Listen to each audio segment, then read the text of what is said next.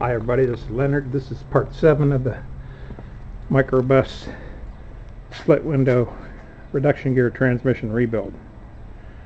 Okay, left off from the other day, I had a chance to repair and stress relieve a couple of hairline cracks that were caused by some metal getting in between the gears. So what you do is anywhere that you see a problem, like right there, just grind it back and smooth it out, and that's stress relieving that gear. So the crack, you take the crack out and just grind till the crack's gone. So that's how you fix a gear that's in trouble. There's a little better view of it. So that much of the gear is missing, but believe me, under full load, these things are built way tough. So that's saving a gear that I think is won't do any harm. These things are monster. There's guys that drag race these things with 500 horsepower in gear reduction boxes, so it'll take plenty of poo. Just make sure you got good bearings on it. Okay, the next thing I did was I took my powder coating paint that I have, and all the parts that I had acid dipped are now clean. As you can see, I put a thin coat on first, and this is the second coat. There's a drum that I did. By the way, I don't like painting drums, but I don't like rust either, so I'd rather have the rust-free look to it. That powder coating will not come off under the heat of that drum. Here's the backing plates done on both sides. As you can see, the quality looks pretty good. This is a high gloss chassis saver paint. It's probably epoxy based. There's the other drum. Okay, and here's how I applied it. Application is critical. I use these pre-val power units. This is what they look like.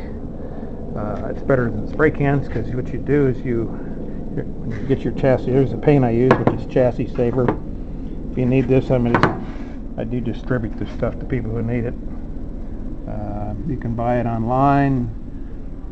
I'm one of the registered distributors for the product. It comes in various colors: flat black, gloss black, aluminum, gray. And these are the pre-val sprayer units with the air, compressed air. They have a tube on them, and you use this bottle. You can buy the whole kit, comes with a bottle. You pre-mix your paint. And the chassis saver requires xylene. That's the only thing that'll dissolve the when mixed with this kind of paint. To me, it's like you can actually clean. If you make a mess, you can clean it up with gasoline. But the xylene is the product that they use.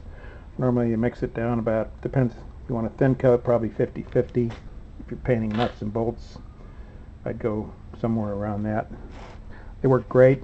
When you're done with the can, you throw the can away, you save the bottle, clean the bottle, and use it over. I did all these parts here with about a can and a half. That's on both sides. And then I did my axle tubes, the swing tubes. Here's one that's in fairly good condition with the bumper stops cut off. I got to weld another bumper stop on. And here's one that's been butchered. They cut about an inch off from here to here, and I don't know why. I can't begin to tell you what's going on with that. Anyhow, most people wouldn't notice it. I think there's enough meat on there to it'll hold, because it's locked in place. It really hasn't got anywhere to go. So those things are pinned in there. The pin's right there, and the pin's in it. Looks like they never got the pin out of it. I don't know if I want to use that or not, but since I went this far, I cleaned the parts up anyhow. So it's basically ready to go. This one has got a distorted plate, or this one does. This one's got a distorted plate, so I'm going to have to beat that straight. Somebody got carried away with that. Okay, and the last thing is the fixture for measuring the pinion shaft. There's the pinion shaft, and here's a MANDREL that you can buy. I bought this one from Ray Covey. You can he's on the Samba. You want to have him make you one. What he does, he cuts it down here where normal the ring goes. Then he opens it up in this area so you can slide a dial indicator in there. And you put the dial indicator on this shaft, and then you read the how far the pinion's out from this hole here. So I went to use mine.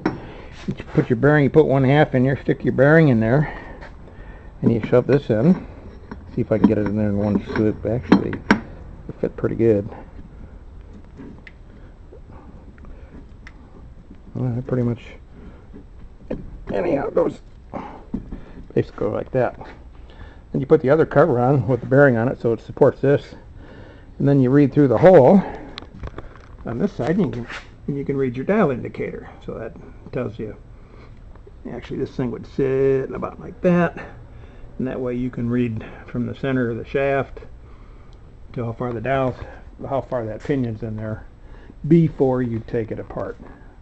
This way, when you put another pinion on there, different gear ratio, you can put it in the same location by just shimming it to where the dial indicator reads the existing one. And if I'm not mistaken, somewhere on this case they probably have some markings, which I don't see right now. Sometimes they mark the outside of the case with how far the thing's in there, plus or minus. Okay, that's it for now. We're reaching 9 minutes. Bye.